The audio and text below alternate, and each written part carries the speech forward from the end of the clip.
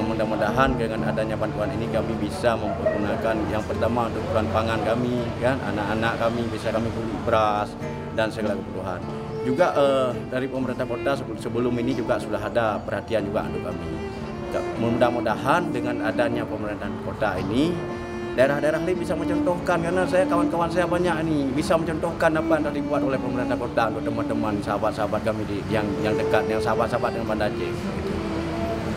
Pemberian bantuan ini kita tahu semua bahwa saat ini adalah sedang seluruh aktivitas tidak bisa bergerak di tengah-tengah masyarakat. Tidak hanya disabilitas. Disabilitas umumnya adalah mereka mencari rezeki dengan pijat. Sedangkan sekarang social distancing adalah 1 meter. Jadi bagaimana mereka mau memijat?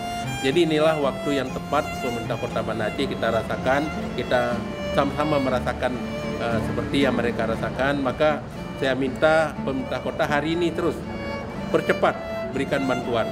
Dan alhamdulillah 192 hari ini kita akan bayar, sehingga kita harapkan dana ini bermanfaat sekali bagi mereka. Dan saya sudah pesankan jangan gunakan uang ini untuk yang tidak bermanfaat. Utamakan dulu untuk kebutuhan sembako, untuk kebutuhan rumah tangga. Karena tunanetra ini kan ataupun disabilitas kan tidak bisa cari uang. Ini adalah modal yang kita kasih 4 juta per orang. Kita kasih sebanyak 192 orang.